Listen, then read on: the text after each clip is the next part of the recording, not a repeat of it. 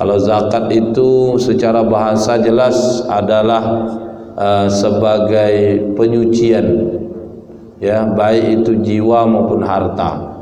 Jadi harta, ya, ini makanya di dalam zakat kita mengenal ada zakat jiwa, itu dikenal dengan zakatul fitrah, zakat fitrah.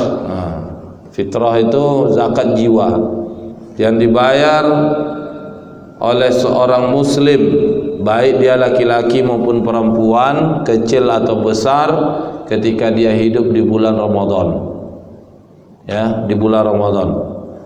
Masuk saja dia di bulan Ramadan, maka wajib zakat itu dia keluarkan. Nah, yang kedua ada namanya zakatul mal, zakat harta, yang Allah wajibkan atas harta seorang muslim. Harta apa? Harta tertentu, tidak semua harta. Ya, ada harta yang tidak terkena wajib zakat, tapi harta tertentu ini sudah secara spesifik dibahas oleh para ulama di dalam pembagian zakat itu sendiri. Maka kita mengenal ada namanya zakat fit amal. Itu bentuknya pembagiannya pertama zakat az-zahab wal fiddah, emas dan perak.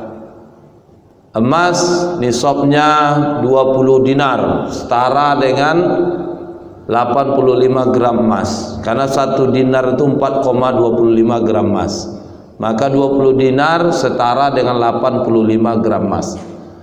Nah, untuk zakat mal harus memenuhi dua hal. Pertama, nisabnya, ukuran. Nah, maka untuk emas itu ukurannya 20 dinar. Kalau sampai 20 dinar atau 85 gram emas, maka berlalu haul, syarat kedua, ketentuan kedua, haul, maka dia dikeluarkan zakatnya.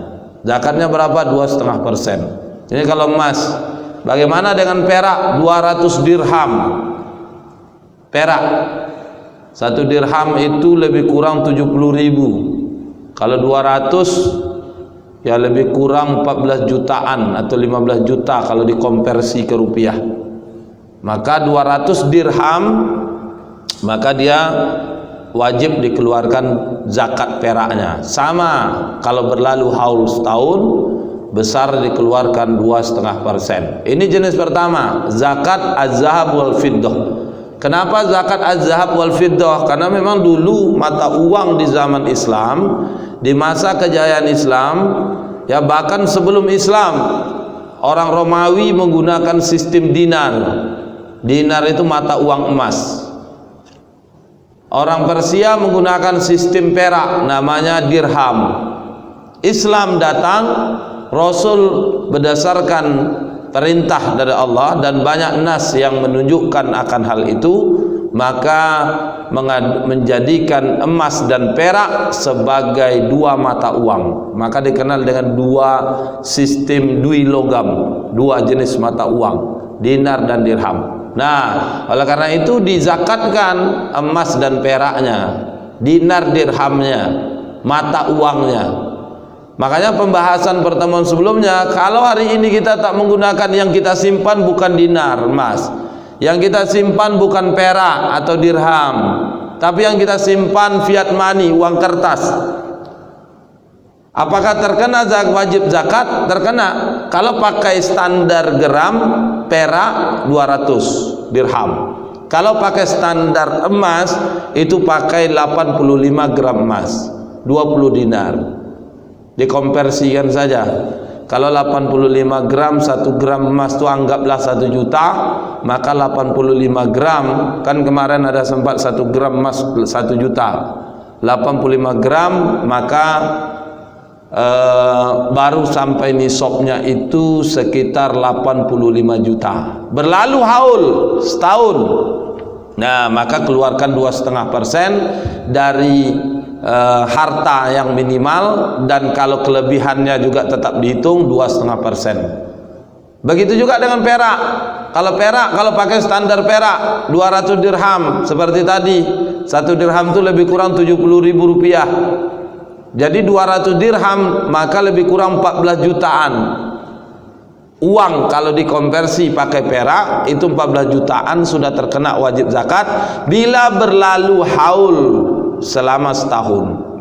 Nah, muncul persoalan, yang kita simpan kan bukan emas dan perak, yang kita simpan kan fiat money. Maka yang dipakai apa? Boleh pakai emas, boleh pakai perak. Maka untuk amannya yang kita keluarkan adalah menggunakan standar perak. Kenapa? Karena uang yang kita pakai hari ini bukan emas, bukan perak. Uang yang kita pakai uang kertas. Kalau pakai standar emas, tunggu 85 jutaan atau 85 gram baru kena nisab sampai standar minimal. Tapi kalau pakai perak 200 dirham lebih kurang 14 juta uang kita, berlalu haulnya setahun, maka untuk amannya dipakai adalah menggunakan standar perak. Berbeda kalau Bapak Ibu yang disimpan itu emasnya, yang disimpan peraknya. Kalau emasnya yang disimpan, peraknya yang disimpan, mutlak mengikuti standar emas atau perak. Tapi karena yang kita simpan bukan emas atau perak, uang kertas, nukutnya, duitnya itu uang kertas, fiat money seperti yang hari ini kita gunakan untuk sebagai alat transaksi, maka untuk amannya menggunakan standar perak, sehingga kewajiban yang Allah wajibkan itu tetap kita tunaikan.